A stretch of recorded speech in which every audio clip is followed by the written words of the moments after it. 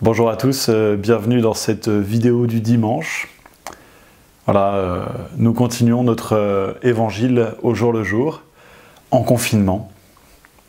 Aujourd'hui, c'est l'évangile de la résurrection de Lazare que nous propose la liturgie. Vous savez, dans cette perspective dont je vous avais parlé la semaine dernière, de l'initiation chrétienne et du baptême, nous avons eu la Samaritaine pour l'eau, l'aveugle-né pour la lumière, et aujourd'hui, la récapitulation d'une certaine manière, la vie. Voilà, avec cette parole du Christ qui résonne, hein, moi je suis la résurrection et la vie.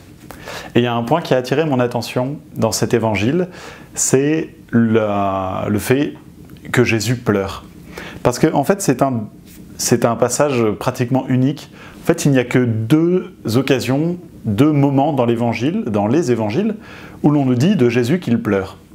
Il y a ce passage de Jésus devant le tombeau de Lazare, et il y a un passage, c'est chez Saint Luc, au chapitre 19, lorsque Jésus est face à Jérusalem, et là, il pleure. Il pleure sur Jérusalem, qui ne s'est pas converti, qui n'a pas entendu son message. Alors, la première chose qui, je crois, est importante, c'est de souligner que si Jésus pleure, j'ai la conviction qu'il pleure vraiment son ami. Parce que, comme nous, enfin disons, il a assumé vraiment notre humanité et il est affecté, même s'il a une foi parfaite, même s'il croit en la résurrection, heureusement, c'est lui qui ressuscite, mais je crois vraiment qu'il a pleuré parce que son ami était disparu, parce qu'il ne pouvait plus voir celui qu'il aimait. Par contre, il faut quand même aussi se souvenir qu'un instant avant, il dit à Marthe « Moi, je suis la résurrection et la vie, et qui croit en moi, s'il croit, ne mourra pas. » On a vraiment des phrases fortes. Alors, on sait aussi que Jésus pouvait ressusciter Lazare, il le fera. Est-ce que lui, il l'ignore à ce moment-là? Est-ce qu'il ignore qu'il peut ressusciter Lazare? Enfin, juste après, il nous dit « Je sais, Père, que tu m'exauces toujours ». Et donc finalement, est-ce que Jésus pleure parce que Lazare est mort?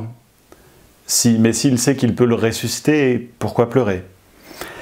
Eh bien, je crois que là-dessus, l'image justement de... l'autre texte où Jésus pleure peut nous éclairer. Voilà, en Luc 19, Jésus pleure parce que Jérusalem ne s'est pas convertie. Et j'ai la conviction que ce texte nous dit que Jésus pleure parce qu'autour de lui, il le sait, les cœurs s'endurcissent, les cœurs se ferment à son message. Jésus sait que la résurrection de Lazare le conduit à sa perte en fait.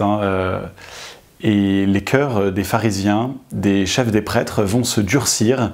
Juste après, dans l'épisode suivant, le conseil des prêtres se réunit et décide la mise à mort de Jésus et celle de Lazare aussi.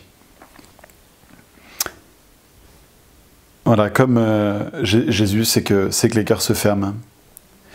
Ça m'a fait penser à une autre histoire chez Saint Luc, celle du riche et de Lazare. Alors c'est seulement une proximité de nom, me direz-vous, mais je ne me permettrai pas de la faire si Saint Pierre Chrysologue ne l'avait pas fait lui-même.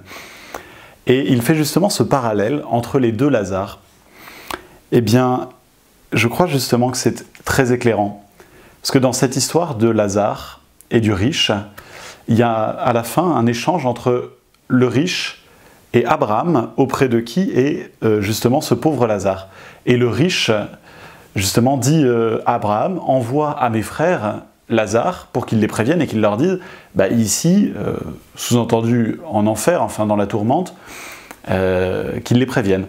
Et Abraham lui répond, ils ont la loi et les prophètes, qu'ils les écoutent. Et il répond du tac au tac, non, Père Abraham, mais si quelqu'un qui revient d'entre les morts et leur explique, alors ils croiront. Et Abraham a cette phrase terrible, qui est dure à entendre et qui tombe sur notre cœur brutalement. Ils ont Moïse et les prophètes.